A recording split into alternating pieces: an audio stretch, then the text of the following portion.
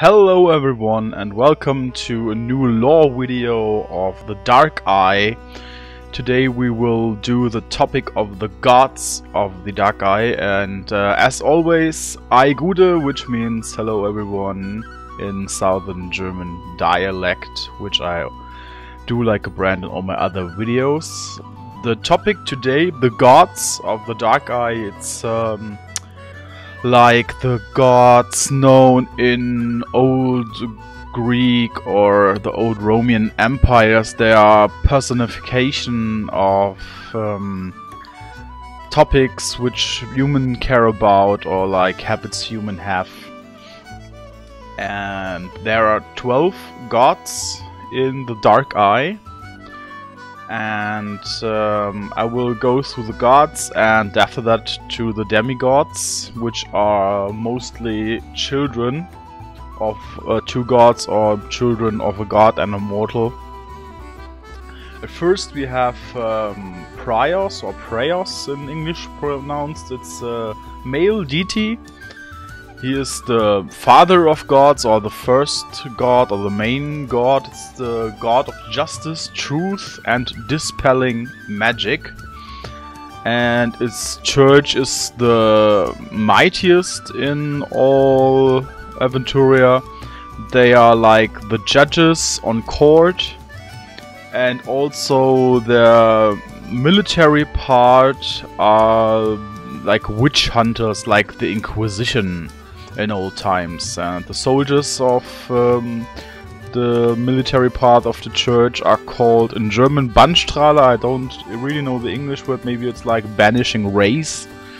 And they're riding in groups throughout the land and searching for necromancers, dark mages, black witches, demons and something like that. They are heavily armored and armed. And each and every one is carrying an amulet of dispelling magic. So if they are riding a group, they are like a big field of anti-magic to take any chance from an evil opponent to curse them. The holy animal or holy symbol of the god Prios is the griffin. We're now going clockwise through the symbols. The symbol of Prios is on position like 12 on a clock, on the highest position on the circle. Now we're going clockwise through the circle. The next position or the next sign is Rondra. She is the goddess of war, of honor, of combat, of bravery. And she is the sign of honorable duel. A servant of Rondra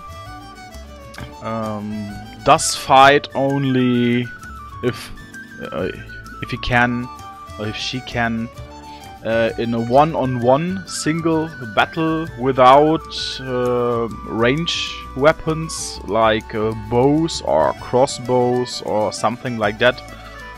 And the favorite weapon are always swords, one-handed, two-handed swords, one-handed for lesser powered enemies and two-handed for greater enemies. And her sign or her animal is the lioness. The next one, clockwise, the sign of a Triton is Effort. It's a male god, the god of storm, water, wind, or general the sea. The worshippers or the priests of Effort in Effort temples are mainly found on coast or river towns or villages. And as I said in the video before, the worshippers and priests really living the habit of their gods. For example, Effort is simply the god of water, and it is forbade in all temples of Effort to light candles or to light any open fire. And the priests of Effort never eat anything which is cooked on fire. They eat everything raw. Yeah. And the holy animal or holy item of Effort is the dolphin. The fourth goddess, or the fourth deity in this circle, is Travia, the goddess of matrimony, hospitality and loyalty. In my opinion, Travia is the most common goddess of the normal folk in Aventuria, because whenever you are a traveler and traveling through a village in bad weather, rain, it's cold or something like that, you knock on a door and ask to sleep a night there, either in the stable or in a bed. Mostly of faithful Aventurians would say yes, of course, because it's law of our goddess Travia to give you hospitality. Yeah, and the holy animal or item of Travia is the brand goose. The next one, Boron, a male god, is the god of sleep, death and oblivion. The cemeteries in Aventuria are called Boron ground because it's the place where you place the dead, the graveyard, and it's holy to the god Boron, and the priests of Boron are also the ones which do the whole ceremony about death and arbituring. Is this right? I don't really know. Nah. And also, if you have problems with sleeping, you go to Boron Temple and pray. Or if you want to pray for dead soul, dead friend, you would prefer to go to a Boron Temple. And they also inhabit the ones which are promised not to speak to serve their god. Not all the Boron priests giving the oath of muteness, but there are a lot of. And there's a really great Boron cult in the south of Aventuria, in the city of Al-Anfa. And the holy animal or item is the raven. The next and sixth in row, is this right? Yeah, sixth in row is Hisindi, or Hisinde. Female goddess, and she is the goddess of crafts, magic and knowledge. Every basic primary school is called the Hisinde school, because whenever you want to achieve knowledge out of books and not about crafts or something like that, you would pray to Hisinde before you start to read or to study anything. And if there's any kind of knowledge you want to achieve, you would go to Hisinde temple in a town and ask there for the knowledge you need, or maybe questions about heraldry or questions about any maps you need. Is the most common place you would start to seek would be a temple of the goddess Hisinde. The holy animal or item of her is the snake. Now to the, I think, seventh god. It's Firun, a male god. He's the god of ice, winter, hunting and nature. As the god and his aspects himself, the priests are very stern, very serious guys. They rarely laugh, or maybe are even forbade to laugh, I'm not sure. But of course, their god is the god of hunting. They're exceptional good archers, for example. Or if you want to go on a hunt, like if it is your work, if you are a hunter, or if you're a noble one and go on a hunt, you would start with a prayer to THARUN, and if you had a good hunt, of course you would do an offer to THARUN or pray to THARUN again. His holy animal or sign is the polar bear. The 8th one in the circle, the goddess Tsar, is the young one called. She's the goddess of youth, life, rebirth, or birth in general. So if your wife is pregnant and you want that everything is fine during the act of birth or with your child in general, you would do a prayer to Tsar or go to a Tsar temple and spend some money there. Also, she is a goddess who haven't got a big favor for war and weapons because she is the goddess of life, and so all priests of Tsar are able to defend themselves with bare hands, and in any kind of a real serious situation, maybe with a dagger, but none of any priest of Tsar would carry a sword or a mace or heavy armor or something like that. And her holy animal or symbol is the lizard. Now to one of my favorite ones, the god of facts. It's the 9th god. He is the god of the night, the thieves, the luck, bargaining. It's a little bit of in a gray shape of color god, because of course he is a deity of all gods of the realm of gods, but thieving is not that lawful, and so there are a lot of fax priests which don't show that they are priests of the god of fax, because some of them are thieves, some of them are traders, and if you by yourself a trader having a big deal in mind, of course you can go to an official priest of fax and pray for a good trade. And these are the few officially temples of fax. These are the temples of trading. If you go to want to pray for good thievery, you have to find the hidden temples, because nowhere in Aventuria is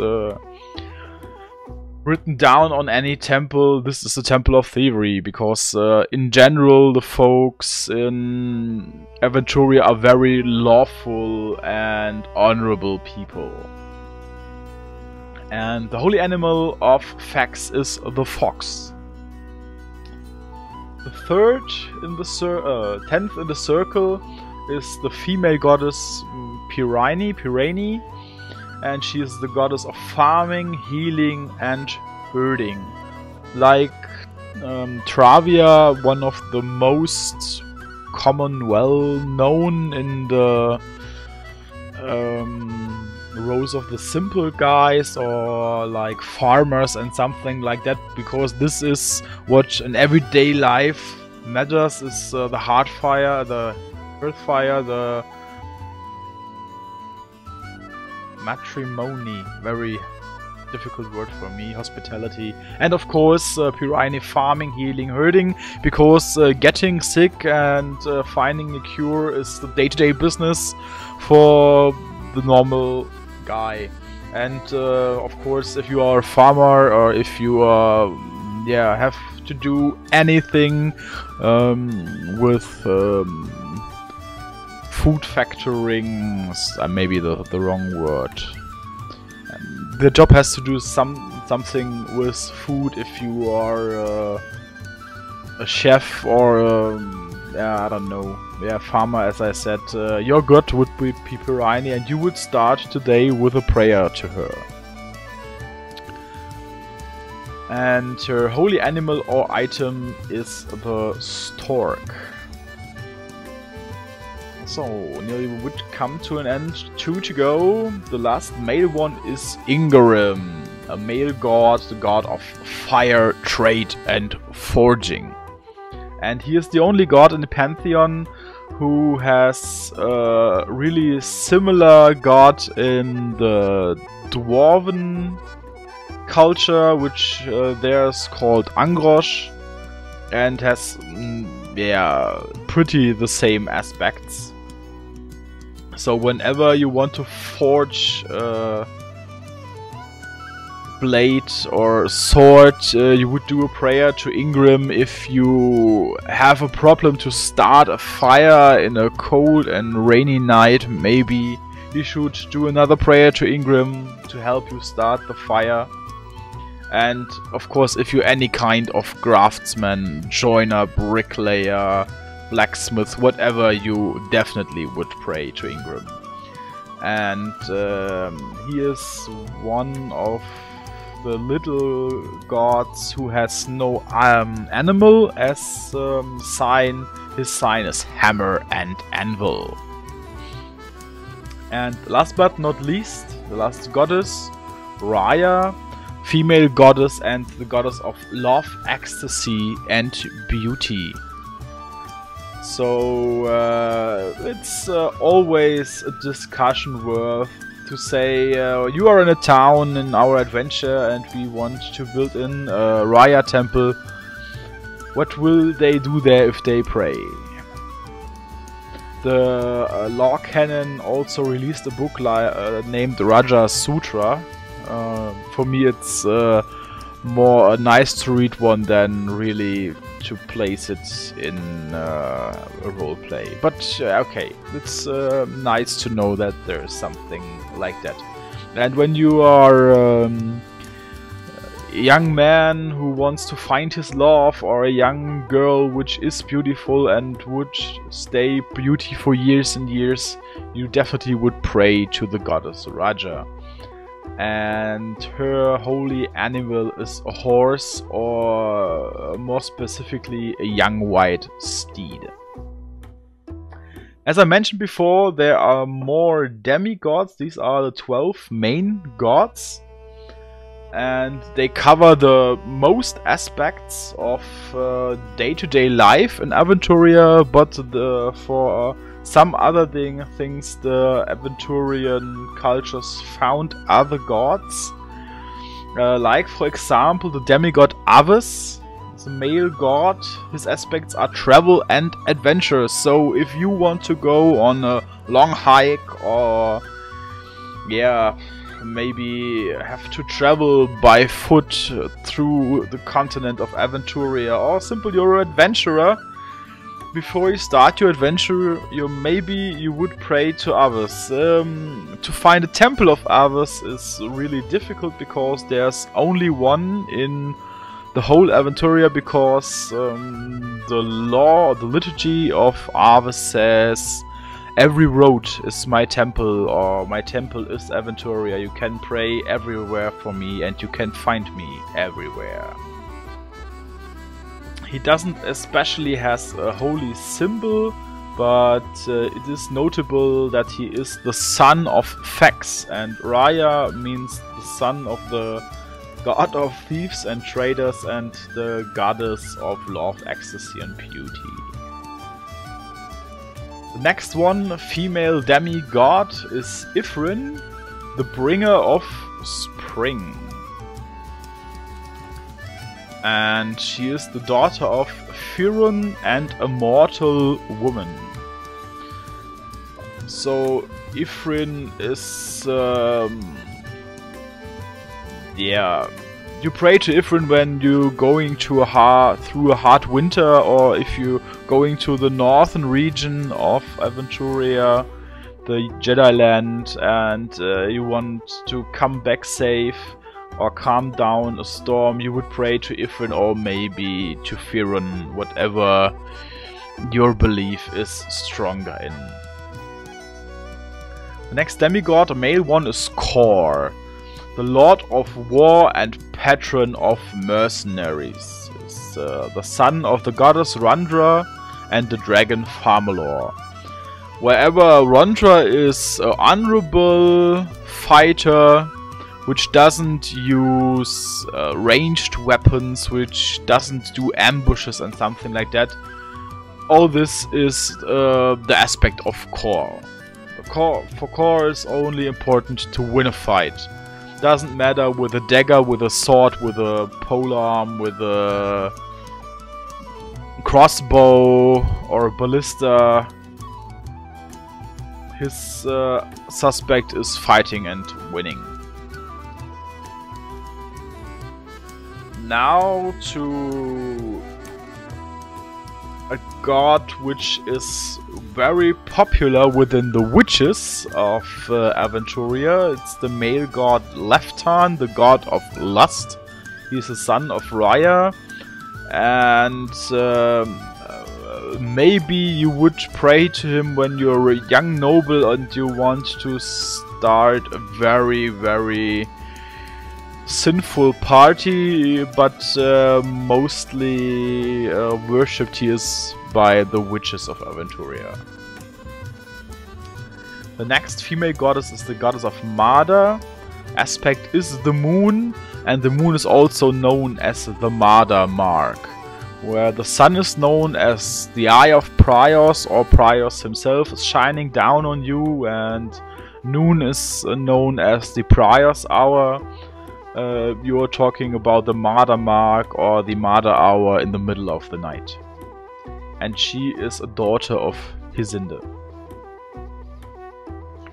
Next female one is Marbo, called upon for a quick and peaceful death. And she's gentle daughter of Boron. So if you are sick or something like that and you want to end it quick and peaceful, you would do a last prayer to Marbo. Reminds me right now, as I think about it a little bit, on the so you could call it, also called faceless god in Game of Thrones. There are some similarities. Maybe George R.R. Martin got an inspiration here from Marbo. But okay, enough of chitter chatter. The next one is Nandus, the Lord of Riddles, and the Lord of Knowledge himself. Shares this domain a little bit, well, of course shares the domain with Hizinde, and he is a son of Fax and Hizinde. The priests of Nandus are known therefore that they know a little bit of everything, a little bit of geography, heraldry, alchemy, mathematics, poems, everything, and there is also a skill in the game of Dark Eye which is called the Knowledge of Nandus, which gives you any kind of, don't really know the numbers now, but any kind of help if you throwing a knowledge dice. Okay, the next one, Semia, is a male god, the inventive, son of Ingram and Tsar. Whenever you want to invent any kind of mechanics machine or something like that, Semia would be the goddess to pray to. The next one, also male god, is a little bit more known than the gods before. Swafnir is the defender against sea monsters and is the god for the Torwallers. They are big friends and big defenders of Swafnir. And he has an animal symbol, the whale, and because of that it's forbidden in the region of Torwall to hunt whales, and if everywhere or anywhere in Aventuria a Torwaller would see you killing a whale or even saying that you want to hunt whales, you really have a big problem, my friend. Swafnir is the son of Effort and Rondra, yeah, which is a good sign that is the god of Torwallers, because they are loving the sea and they are loving fighting. slowly coming to an end. Ukuri is the messenger of gods, a son of prayers, and law says that he has no mother, and whenever you think you have got a sign of the gods, you may say Ukuri spoke to me, or Ukuri gave me a message. Okay, last but not least, Xeledon, also a male god, the mocker, the ridiculous human craftsmanship. Whenever a craftsman does something very silly or fails in any act of work, you would say, okay, you are blessed by Xeledon. Or if you want that an opponent craftsman would fail, you maybe pray to Xeledon for that. But to be honest, it's not the way AVENTURIEN think or act, because yeah, everything in AVENTURIA is by the one or the other way honorable. And Xeledon is the son of Hysinde and a mortal man. Okay, so far so good. Our list of deities? I don't know, gods and demigods. And yeah, I hope that I could give you a little deeper look into the world of the Dark Eye, into the cultures of AVENTURIA. And of course, if you have any questions about gods, about AVENTURIA, if you have any topics you want to hear about, anything more, please leave me a comment below, of course. If you liked the video, give me a thumb up. And if you see this video with me, please follow me, because I only can upload their role-playing sessions which are longer than half an hour and who plays only 30 minutes. If I have 50 followers and get verified. So far so good. See you next time. Until then, bye bye.